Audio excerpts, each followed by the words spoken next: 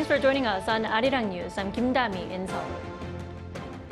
Israel appears to have no interest in stopping the war in Gaza, with Prime Minister Benjamin Netanyahu saying the fight is only half done and that he has the responsibility to complete the mission. Russian President Vladimir Putin has replaced his defense minister Sergei Shoigu with a civilian who previously served as a first deputy prime minister. Putin cited the need for innovation as being the reason. Making people's lives better with active communication with the public will be the center of the Yoon administration's policies, the presidential office says, as it begins its third year in office this month.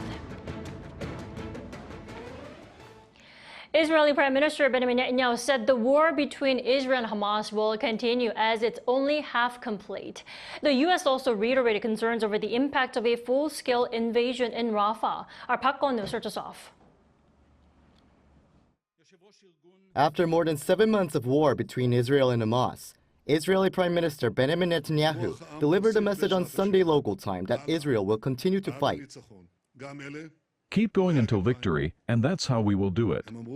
The spirit of the people, with God's help, will continue to lift us up in the faithful challenges that are still ahead of us and that we had in our 76 years of independence. Speaking at a Yad Labanim ceremony for fallen soldiers held in Jerusalem, Netanyahu said that they have completed about half of the war, but also said they are committed to completing this sacred task, as it is the only way to defeat Hamas. On the same day, U.S. Secretary of State Antony Blinken shared his thoughts on a recent report by the State Department on Israel's use of weapons sent by the U.S. after Hamas attacked Israel on October 7th. We don't have double standards. We treat Israel, one of our closest allies and partners, just as we would treat any other country, including in assessing something like international humanitarian law and its compliance with that law. While the report, which was submitted to Congress last Friday, indicated that Israel may have violated international humanitarian law, Blinken highlighted the difficulty of coming to that conclusion during wartime. He also stressed the Biden administration's stance that the U.S. would not support Israel and send weapons if Israel decides to go ahead with a full-scale invasion of Rafah.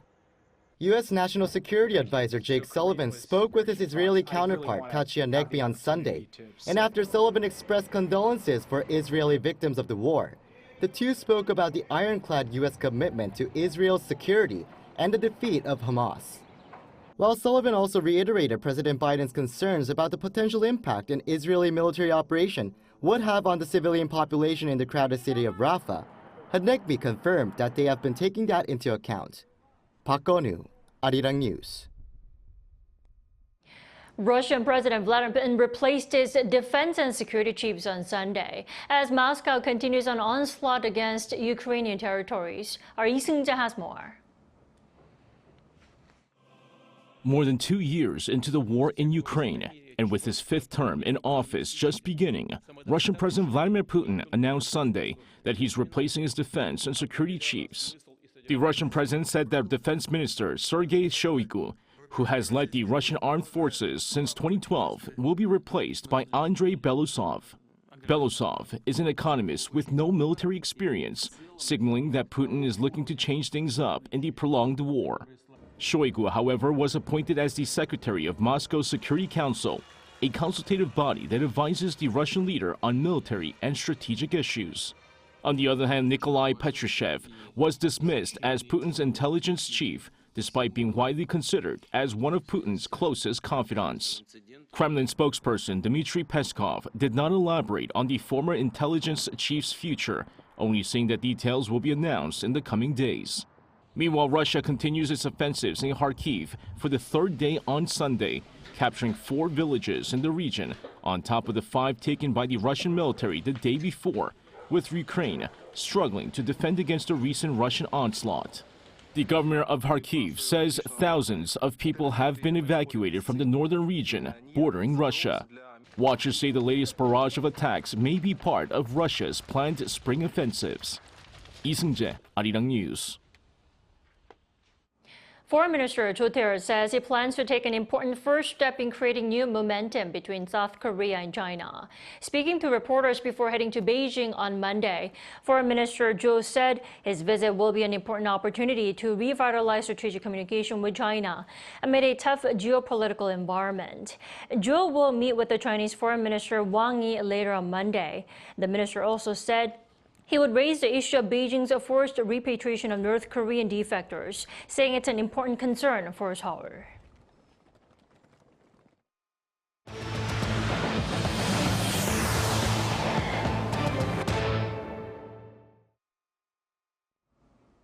After a disappointing outcome at the parliamentary election last month, President Yoon begins his third year in office, determined to focus on improving livelihoods and communicating better. Our presidential correspondent Oh Soo-young has more. Improving livelihoods and communication with the public will be at the center of President Yoon policies as he begins his third year in office with a revamped team of senior aides. That's according to presidential spokesperson Kim Soo-young in a briefing Sunday, following Yoon's three-year milestone on May 10th. Kim said Yoon will first get to work on taming inflation on everyday goods, forming a task force to monitor and stabilize consumer prices. He will further support new strategic industries to ramp up exports, which would subsequently benefit domestic suppliers and subcontractors. This week, Yoon will resume a series of policy discussions with the public to hear about their struggles and seek solutions, along with holding national strategy meetings also focused on livelihoods. After his ruling People Power Party suffered a heavy defeat in the general election last month, Yoon has pledged to reform his administration's communication and management to become more receptive to public opinion. He is the first South Korean leader to have an opposition majority in parliament throughout his entire presidency. According to Kim, the top office last week completed its reshuffle, forming Yoon's third lineup of senior staff. His new Chief of Staff and Senior Secretary for Political Affairs are aiming to better navigate policy agendas and relations with the National Assembly. Meanwhile, the revived role of Senior Secretary for Civil Affairs aims to help discern public sentiment, while the Senior Secretary for Civil Society will communicate with diverse sectors of society. Noting that the ruling party has also been taking steps towards reform, with a new emergency committee chairman and floor leader in place. Kim said the top office will work closely with the ruling party on policies that meet the public's expectations and bring tangible changes to their lives. Also, as Yoon looks to cooperate with the opposition Democratic Party of Korea, given its hold of 175 seats in the 300-seat assembly, he has initiated a meeting with its leader Lee Jae-myung. But bipartisan clashes have continued in Parliament over a bill the opposition railroaded through on opening a special probe into the death of a Marine last year. Kim said going forward, the Yoon administration will focus solely on the people and their livelihoods rather than political strife. Oh Soo-young, Arirang News. South Korea's exports for the first 10 days of this month rose by more than 10% on the back of a surge in chip shipments. Data from the Korea Customs Service on Monday showed that the value of exports rose 16.5% on year compared to the previous year to reach nearly $16.8 billion. The number of working days for the period was the same as the previous year. The rise was mostly driven by shipments of semiconductors, one of the nation's key export items, surging more than 50%. Should this trend continue for the rest of the month, it'll mark the 8th consecutive monthly rise in exports. As uncertainty around interest rates continues, the South Korean government is turning its attention to supporting startups and businesses outside the capital region. At an economic ministerial meeting on Monday, Finance Minister Choi Sang-mok unveiled plans to create a venture capital fund worth 2.8 trillion Korean won, or just over $2 billion. This comes as a venture investment in the first quarter of the year showed a recovery, rising by 6% compared to the same period last year, despite the government's assessment that economic uncertainties remain. A fund solely dedicated to non-metropolitan areas will be also set up, and a comprehensive policy for venture investment will come in the second half of the year. At a health ministry briefing that just ended, it announced that if trainee doctors do not return by this week, they could face a one-year delay in obtaining their medical license.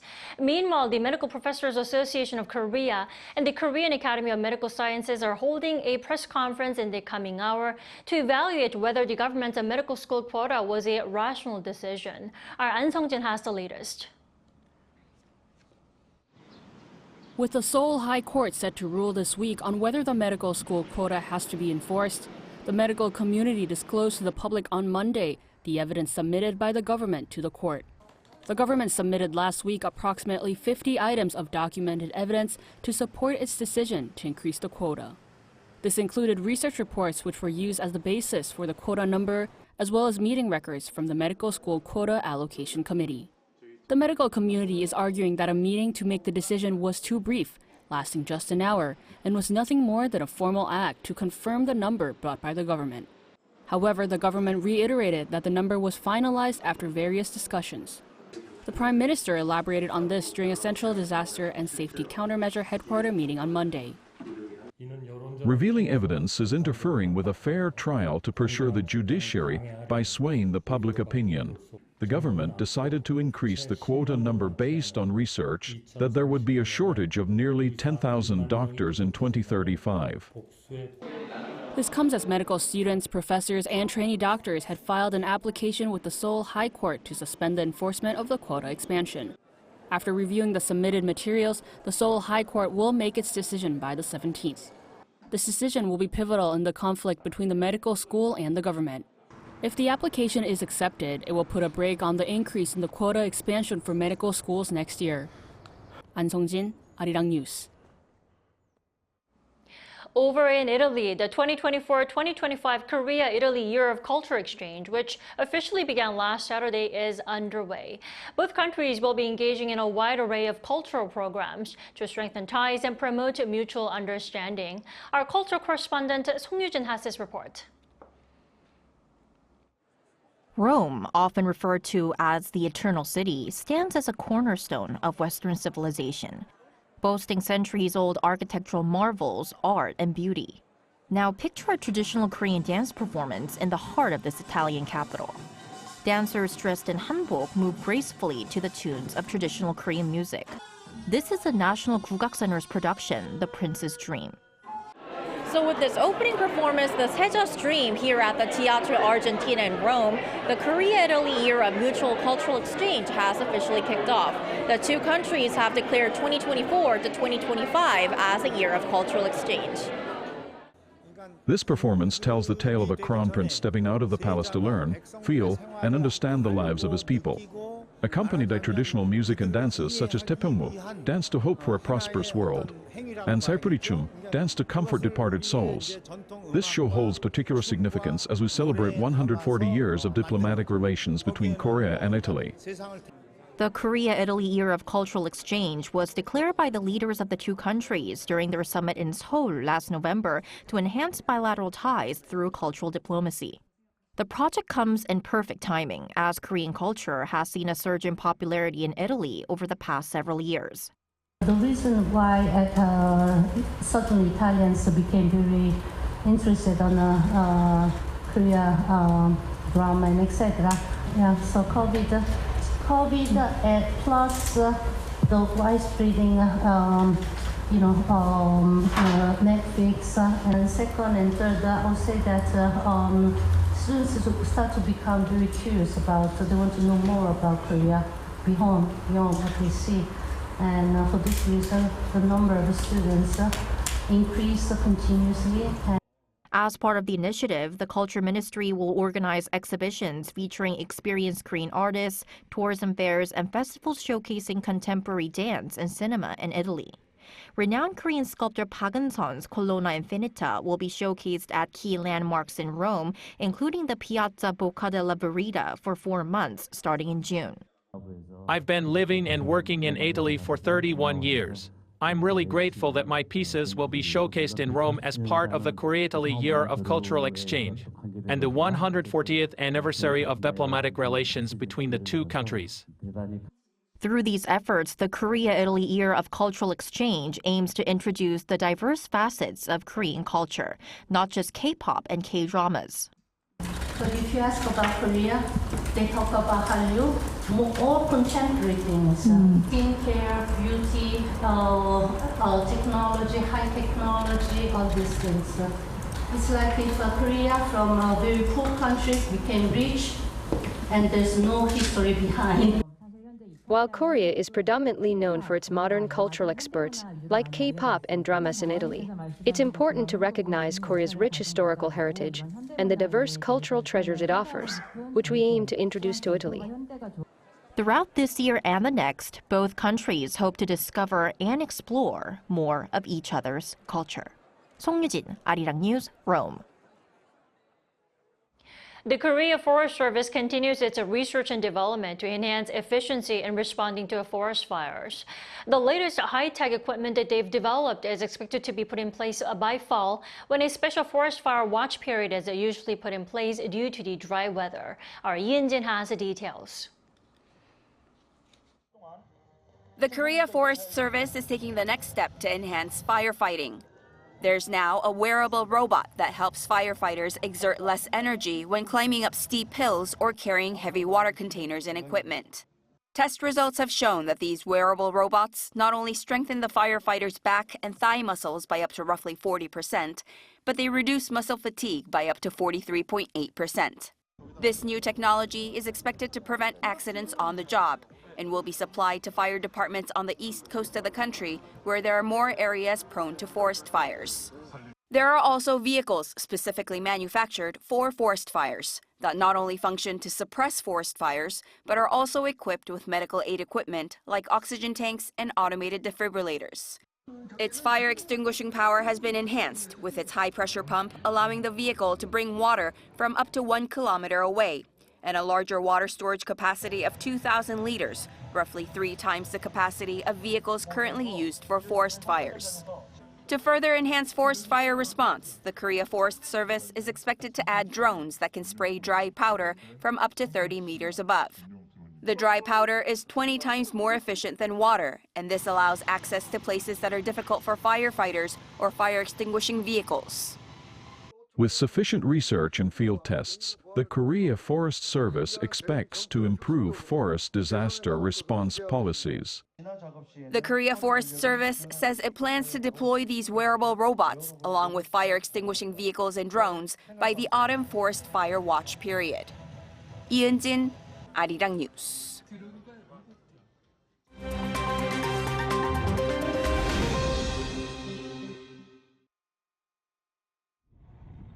Let's take a look at the latest news in the world now. Canada is seeing the season's first major wildfires. Evacuation orders were given out to residents amid air quality warnings across several provinces. As of Sunday morning local time, 40 active fires had burned more than 441,000 acres across Canada. In Western Canada's British Columbia, over 19,000 acres have been burned by Sunday as firefighters try to control the Parker Lake wildfire, the largest fire in the region. Thousands of residents in British Columbia, including the entire town of Fort Nelson, have been evacuated. In Alberta, residents of Fort McMurray, a regional oil hub, have been asked to prepare for evacuation. The Alberta regional government said there are 2 out-of-control extreme wildfires ongoing, burning over 13,000 acres over the weekend. While Canada's wildfire season typically starts in May and continues through to September, Canadian authorities are preparing for one of the worst fire seasons ever, as the warm winter and ongoing drought are expected to exacerbate the fires. Moving over to Afghanistan, the devastating floods in the country's northern Baghlan province have left at least 315 dead and more than 1,600 people injured as of Sunday. Many remain missing, and authorities have declared a state of emergency. The World Food Programme said on Sunday that it is distributing fortified biscuits to survivors of one of the many floods from the past few weeks. The Taliban's Ministry for Refugees said that thousands of homes were damaged and that the floods have killed many livestock in the region. The Taliban's air force reportedly dispatched helicopters over the weekend, transporting more than 100 injured civilians to military hospitals. In sports news, Spanish football team Real Madrid has won the title in Spain's top football league, La Liga. Winning the 36th title in the club's history, Real Madrid showed off their trophy on Sunday on a victory bus tour around the Spanish capital, Madrid, before heading to the club's traditional celebration spot, the Cibeles Fountain. Real Madrid captain Jose Ignacio Fernandez Iglesias, known as Nacho, raised the La Liga trophy to thousands of excited fans in Madrid as they celebrated the title, losing just one league game the entire season. Swiss rapper and singer Nemo won the 2024 edition of the Eurovision Song Contest on Saturday in the Swedish city of Malmö. 24-year-old Nemo won the contest with his mixed-genre drum and bass, opera, rap and rock song called The Code, which is about Nemo's journey as a non-binary person. This year's final round of the feel-good Eurovision contest saw political tension as large crowds of pro-Palestinian protesters gathered outside of the venue, shouting chants such as Eurovision, united by genocide. Kim Siyoung, Arirang News.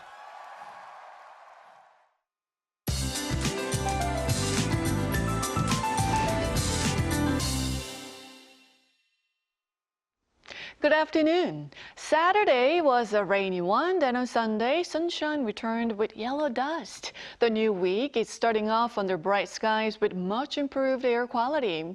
Meanwhile, the east of Gangwon-do is under a dry weather advisory, so please stay alert against wildfires, while southern regions and Jeju should have very strong UV rays during the day today. Meanwhile, breezy morning temperatures rose fast to the mid-20s this afternoon. So afternoon highs in most places should go up 1 to 4 degrees higher than yesterday. Taking a closer look at today's highs now, Seoul gets up to 24 degrees Celsius. Busan sees a high of 23 degrees. Plenty of sunshine will shine down nationwide all day today. Then we have rain in the forecast for Buddha's birthday this Wednesday in central and southeastern regions. Rain could linger through early Thursday in Gyeongsang-do provinces, so please plan accordingly for any outdoor activities. However, sunshine returns at the end of the week. With that in mind, let's take a look at the weather conditions around the world.